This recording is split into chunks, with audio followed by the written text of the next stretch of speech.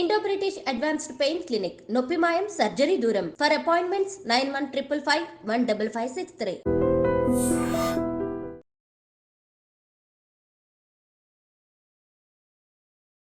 Welcome to iDream media.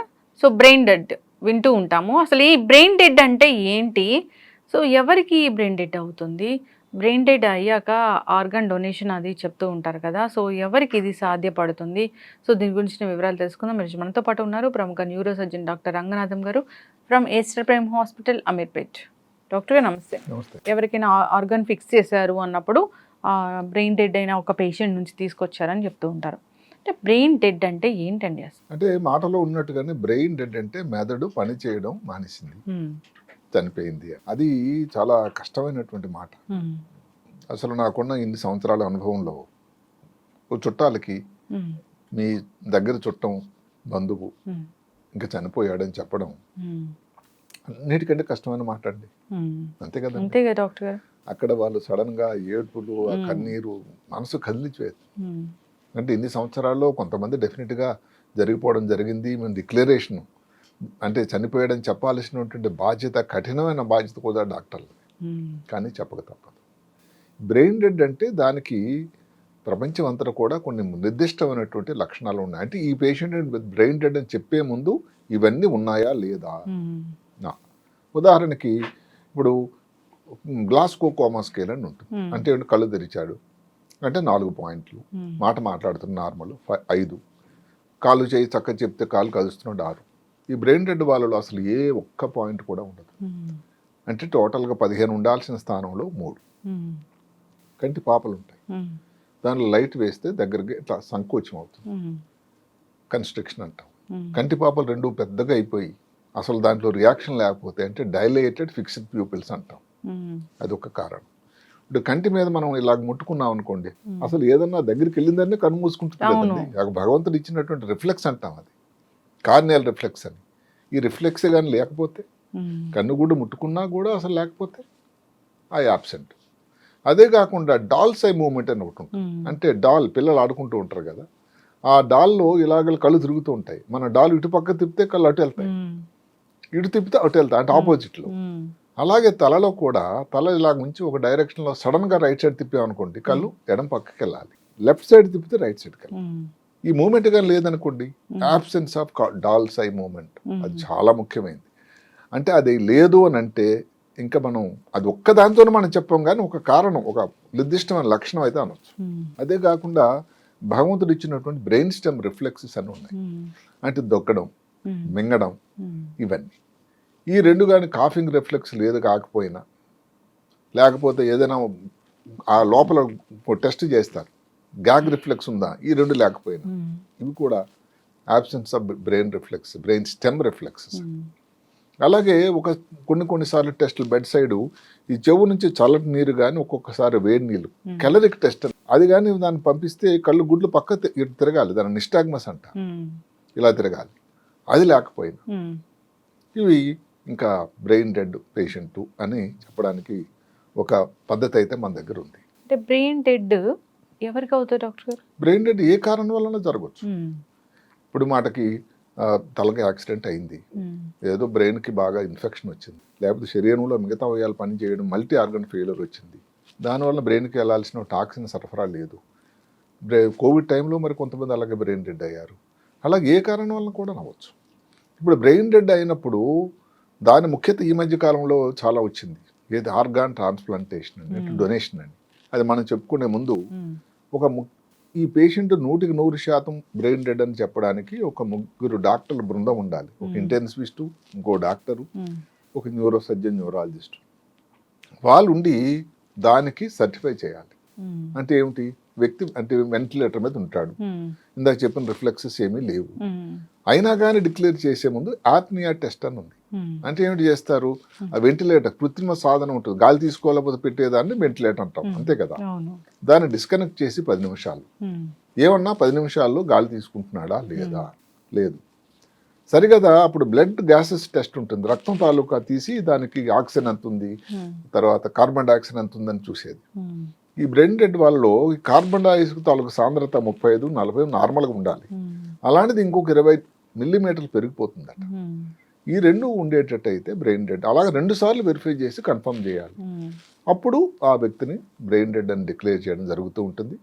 ఇంకో కొన్ని bed side పరీక్షలు ఈఈజీ అని ఉంటుంది. అంటే బ్రెయిన్కి ఎలక్ట్రో ఎన్సెఫలోగ్రామ్, గుండెకి ఎలాగైతే ఈసీజీ అని చేస్తారో ఎలక్ట్రోకార్డియోగ్రామ్, బ్రెయిన్కి ఈఈజీ అని చేస్తారు. అది ఒక 30 నిమిషాల రికార్డింగ్లో సైలెన్స్ బ్రెయిన్, సెరిబ్రల్ సైలెన్స్ అట, ఎలక్ట్రికల్ సైలెన్స్ అంటే అసలు టోటల్గా ఫ్లాట్ లైన్ వస్తుంది. అలాంటప్పుడు కూడా అది బ్రెయిన్ డెడ్ కింద మనం నిర్ధారణ చేస్తాం. ఈ బ్రెయిన్ డెడ్ అనే మాట ఇప్పుడు ఎప్పటి నుంచో జరుగుతున్నది, మానవుడు అనాదిగా జరుగుతూ ఉంది. ఈ సౌకర్యాలు వచ్చిన తర్వాత ఈ మధ్య కాలంలో ఒక మాట వచ్చింది ఏమిటంటే ఆర్గాన్ ట్రాన్స్ప్లాంటేషన్. మీకు తెలుసు కోవిడ్ టైంలో లంగ్స్ ఇలాంటి మార్పు కోసం దేశంలోని రకరకాల ప్రాంతాల నుంచి ఫ్లైట్స్, స్పెషల్ ఫ్లైట్స్లో కోవిడ్ టైంలో హైదరాబాద్ నగరానికి వచ్చి చేయించుకున్నారు. అంటే ఈ ఎక్కడ వస్తుంది, ఎవరైనా బ్రెయిన్ డెడ్ వ్యక్తి నుంచే తీయగలరు. లంగ్ కానీ, లివర్ కానీ, కిడ్నీ కానీ, ప్యాంక్రియాస్ కానీ, చివరికి చిన్న ప్రేగు కూడా ట్రాన్స్ప్లాంట్ చేయొచ్చు. ప్రేగుల్లో పెద్ద ప్రేగు, చిన్న ప్రేగు అని ఉంటుంది. ఇలాంటి వాటిని కూడా చేయొచ్చు. అదే కాకుండా కొన్ని టిష్యూస్ ఉన్నాయి, కణజాలం, చర్మం, స్కిన్ బ్యాంక్స్ వచ్చాయండి, బ్లడ్ బ్యాంక్ లాగా. ఐ బ్యాంక్స్ అది సరే ముందు నుంచి ఉన్నాయి. తర్వాత అక్కడ నుంచి ఉండే టెండన్స్ అంటే కండరాలకి వెళ్ళేటువంటి బోన్ బ్యాంక్స్, రక్తనాళాలు తీసి దాయొచ్చు, ఎప్పుడైనా అవసరం అయినప్పుడు చేయొచ్చు. ఇవన్నీ కూడా చాలా చాలా ముఖ్యం. ఇక్కడ అందరికంటే ముఖ్యం ఏంటంటే ఒకసారి కానీ ఇబ్బంది వస్తే అన్నిటికంటే ఫస్ట్ డ్యామేజ్ అయ్యేది, జీవం లేకుండా జరిగిపోయేది మెదడు కణాలు. తర్వాత వచ్చేది గుండె, ఆ తర్వాత లివరు, ఈ కిడ్నీసు, ఈ ప్యాంక్రియాసు, ఇంకా కొంచెంసేపు అట్లా ఒక్కొక్క టైం ఉంది దానికి గ్యాప్. కొంచెం ఎక్కువసేపు ఉండేదల్లా ఏమిటంటే ఈ ప్యాంక్రియాస్ 1 గంట వరకు ఉంటాయి. ఇమీడియట్గా అయితే బ్రెయిన్, కొన్ని నిమిషాల వరకు అయితే హార్ట్. సో ఒకసారి డిక్లేర్ అయిన తర్వాత ఈ ఆర్గాన్స్ తీయడం, దాని ఏదైతే అవయవాలు లేదా టిష్యూస్ అన్న చర్మం కానీ ఒకసారి చర్మం లాస్ అయిపోతుంది ఎక్కువ, అలాంటప్పుడు ఈ చర్మం బ్యాంక్, స్కిన్ బ్యాంక్స్ని తీసుకెళ్తున్నారు. కార్నియా ఇప్పటి నుంచో మన హైదరాబాద్లో జరుగుతుంది కార్నియా ట్రాన్స్ప్లాంటేషన్. ఇప్పుడు బతికున్న వ్యక్తిని కార్నియా తీసేలేరు కదా. కిడ్నీ ఇవ్వడం మామూలుగా ఉన్నవారి వ్యక్తులు ఏది, ఒకటి కిడ్నీ, రెండోది లివరు, ఈ రెండే చేయగలుగుతున్నారు ట్రాన్స్ప్లాంట్. అప్పుడప్పుడు ఈ మధ్యన ఏదో ప్యాంక్రియాస్ అని. కానీ ఎక్కువ శాతం చనిపోయిన వ్యక్తుల నుంచి. అంటే చనిపోయిన వ్యక్తులు, చనిపోయిన ఏ కారణాల వల్ల చనిపోయినా, ఇంకా కొంతమందికి 5గురికో 6గురికో, మాటకు ఉదాహరణకు 2 ఊపిరితిత్తులు, 2 మూత్రపిండాలు, గుండె, 5 కళ్ళు, లేకపోతే చిన్న పేగులు, ఇలాంటివి ఇంకొకరికి దానం చేసి వాళ్ళకి జీవితాన్ని కల్పించిన వాళ్ళు అవుతారు కదా. అన్నిటికంటే ముఖ్యమైన సంతోషకరమైన మాట ఒక విధంగా చెప్పాలంటే, భారతదేశంలోనే తెలంగాణ రాష్ట్రం అన్ని ప్రాంతాల కన్నా ముందడుగు ఉందండి. ఇది 2013లో జీవన్ దాన్ ప్రోగ్రామ్ అని మొదలుపెట్టారు. అసలు మిగతా రాష్ట్రాలలో దానికన్నా తెలంగాణ రాష్ట్రంలోనే చాలా ఎక్కువగా ఇవి జరుగుతున్నాయి. చాలా రాష్ట్రాలు వెనుకబడి లాగా 2023 మాట తీసుకోండి, దగ్గర 1052 అయినాయట ఈ జీవన్ దాన్ ప్రోగ్రాంలో. తెలంగాణలో ఎన్ని జరిగాయి తెలుసా? 252. ఆ తర్వాత స్థానం కర్ణాటక, తమిళనాడు. ఏదో కారణాల వల్ల నాకు తెలియదు కానీ అన్నిటికంటే బాగా చదువుకున్న వాళ్ళు ఉండేటువంటి కేరళలో కానీ, అత్యధిక జనాభా ఉన్నటువంటి బీహార్, ఉత్తరప్రదేశ్లో కానీ చాలా తక్కువ శాతం.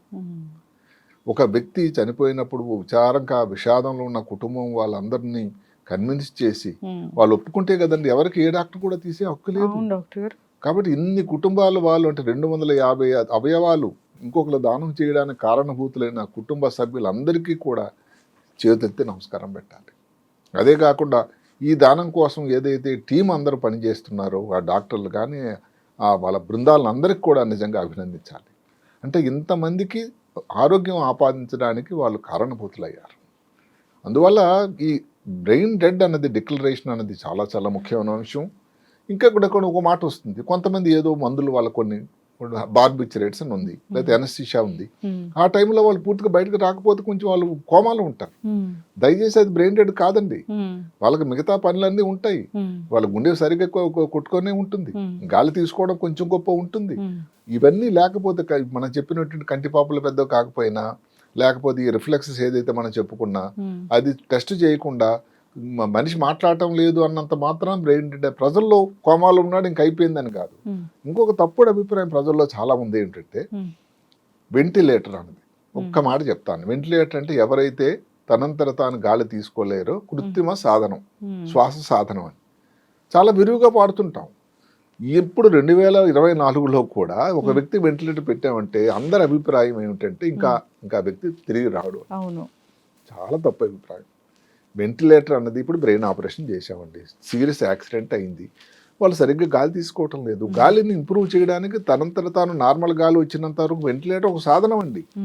ఒక ఎంతమంది దగ్గర 80 నుంచి 90% పేషెంట్లు బాగవుతున్నారు. వెంటిలేటర్ పెట్టారు అంటే లాభం లేదని కాదు, దయచేసి అందరూ గమనించండి. ఇంకొక మాట ఏంటంటే వెజిటేటివ్ స్టేట్, ఇది ఎక్కడ వస్తుందంటే యాక్సిడెంట్ అయింది అనుకోండి, బాగా పెద్ద యాక్సిడెంట్ అయింది, లోపల ప్రాంతాల్లో దెబ్బ తగిలింది, వాళ్ళు రికవర్ అవుతారు. అయితే ఏమిటి, నార్మల్ వ్యక్తుల్లా ఉండరు. ఆ వెజిటేటివ్ స్టేట్ని కూడా ఇంకా బ్రెయిన్ డెడ్ అయిపోయాడు. దయచేసి ఇది కూడా కరెక్ట్ కాదు. వెజిటేటివ్ స్టేట్ అంటే అలా చూస్తూ ఉంటారు, మన ఫాలో అవ్వరు, చెప్పింది అర్థం చేసుకోరు, కాలు చేతులు ఎత్తమని ఎత్తలేరు, ఇలాంటి దైనందిన పరిస్థితి. సో కోమా, వెజిటేటివ్ స్టేటు, బ్రెయిన్ డెడ్ ఒకటి కావు. బ్రెయిన్ డెడ్ అంటే డెడ్ ఇంకా అంటే అసలు పేషెంట్ ఇంకా బతికలేడు అని. కోమాలో ఉన్న పేషెంట్ ఇంప్రూవ్ అయ్యే వాళ్ళు ఉన్నారు, వెజిటేటివ్ స్టేట్ ఉన్నారు, సజీవంగా ఉన్నట్టు కింద లెక్క.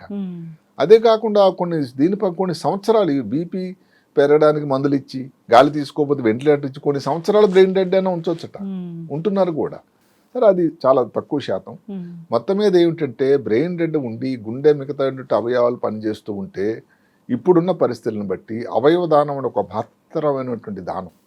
అసలు బ్లడ్ మనం ఇచ్చినప్పుడే, రక్తం దానం చేసినప్పుడే దాని ఇచ్చిన దానం లేదనే శరీరంలో ఉన్న ఒక భాగాన్ని ఇచ్చి వాళ్ళు మూత్రపిండాలు పని చేయకపోతే దానికి చేసేటట్టుగాను, లేకపోతే ఒక లివర్ పని చేయకపోతే చూస్తున్నాం కదా. లివర్లో ఇప్పుడు మామూలుగా చుట్టాలు ఎవరికైనా లివర్ కొంచెం డొనేషన్ ఇవ్వమని అంటే ఎంతమందో వెనకబడుతున్నారండి, మేము అయితే ఇవ్వమని. మరి అలాంటి అది ఎంతోమంది లైన్లో ఉన్నారు వెయిటింగ్ జీవనదాన్ ప్రోగ్రాంలో. అలాంటప్పుడు ఒక మరణించిన వ్యక్తి నుంచి లివర్ తీసి పెడితే ఎంత ఉపయోగం అవుతుంది. అందువల్ల ఏమిటంటే జీవనదాన్ ప్రోగ్రాం అనేది గొప్ప మహత్తరమైనటువంటి ప్రోగ్రాం. ఇది ఒక అవకాశం ఉంది. తెలంగాణ రాష్ట్రం చాలా ముందంజలో ఉంది, అది అందరిని అభినందించాలి. బ్రెయిన్ డెడ్ అన్న వాళ్ళలో డిక్లరేషన్ చేసిన తర్వాత ఇలా ఈ పరిస్థితి కోసం చాలా అవసరం. అయితే ప్రతి పేషెంట్ బ్రెయిన్ డెడ్ అనే లూజ్ మాట మాట్లాడడం అనేది ఎట్టి పరిస్థితుల్లో కాదు.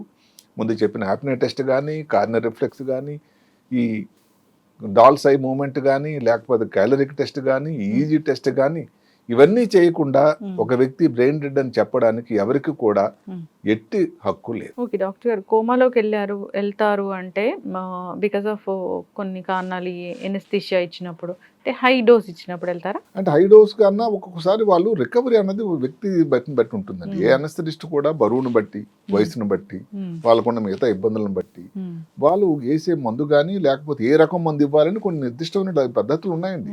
అది ఒక పెద్ద శాస్త్రం. అయితే ఆ వ్యక్తి ఇంకో వ్యక్తి రికవర్ అయినట్టు అవరు. అలాంటప్పుడు కొన్ని ఇబ్బందులు వస్తాయి. అంటే పర్టికులర్ గా హాఫ్ అన్ అవర్ కోసం ఎనస్థీషియా ఇవ్వడం, దాని తర్వాత మళ్ళీ వాళ్ళు నిద్ర లేవడం అట్లా ఉండదా? అది ఉంటుంది దానికి ఏంటంటే ఒక టైం ఉంటుంది, ఆ ఇచ్చిన మందుని బట్టి ఉంటుంది. దాన్ని బట్టి కంటిన్యూస్ గా మధ్యలో ఇస్తూనే ఉంటారు. ఎనస్థీషియా పేషెంట్ వదిలిపెట్టి బయటకు వెళ్ళలేరు కదండి. మేము బ్రెయిన్ ఆపరేషన్ చేస్తుంటాం. మన మంగళవారం నాడు ఒక 6 గంటల ఆపరేషన్ చేసాం, సోమవారం నాడు దగ్గర 7 గంటలు.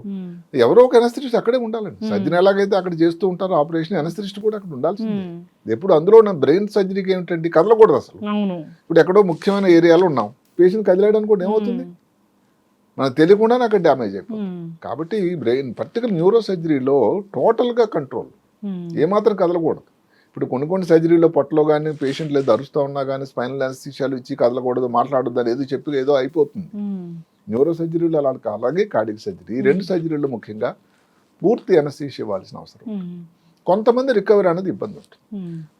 ఆపరేషన్ టైంలో ఏదన్నా చిన్న ఇబ్బంది వచ్చినా, ఆక్సిజన్ అందాల్సింది అందకపోయినా, అది ఎప్పుడు జరుగుతుందన్నది ఎవరి చేతిలో లేదు. కావాలని ఏ డాక్టర్ మాత్రం చేస్తారండి. అవతల పేషెంట్ల తాలూకు మిగతా ప్రాబ్లమ్స్. ఇప్పుడు మాటకి యాక్సిడెంట్ అయిందనుకో, ఆల్రెడీ లంగ్స్లో దెబ్బ తగిలింది, లంగ్స్లో వాటర్ ఉంది, లంగ్స్లో రక్తం చేరింది. ఇప్పుడు ఆపరేషన్ చేస్తున్నప్పుడు రికవరీ స్లో ఉంటారు కదండి, అలా స్లో ఉంటారు కానీ వస్తారు. చక్కటి ఇన్ఫర్మేషన్ అండి బ్రెయిన్ డెడ్ గురించి. వెంటిలేటర్ గురించి కూడా చాలా చక్కగా చెప్పారు. వెంటిలేటర్ మీదకి వెళ్ళారు అంటే కృత్రిమ శ్వాస తీసుకుంటూ వాళ్ళు రికవర్ అవుతున్నారని. అందుకనే కృత్రిమ శ్వాస దానికి రికవర్ అవడానికి అదొక ఉపయోగపడుతుంది, అదొక మార్గం. దయచేసి వెంటిలేటర్ పెడితే ఇంకా లాభం లేదని కాదు. వెంటిలేటర్ పెట్టిన వాళ్ళు రికవరీ వాళ్ళు ఎంతోమంది ఉన్నారు. మీరు కావాలంటే వెంటిలేటర్ పెట్టి రికవర్ అయిన వాళ్ళ చుట్టాలని మందులతో మాట్లాడితే మీకు తెలుస్తుంది వెంటిలేటర్ తాలూకు ఉపయోగం ఎంత ఉందా అని. అది దాని మీద తప్పుడు ప్రచారం అన్నది మంచిది కాదు అని నా సలహా. చక్కటి ఇన్ఫర్మేషన్ డాక్టర్ గారు, ధన్యవాదాలు. నమస్కారం.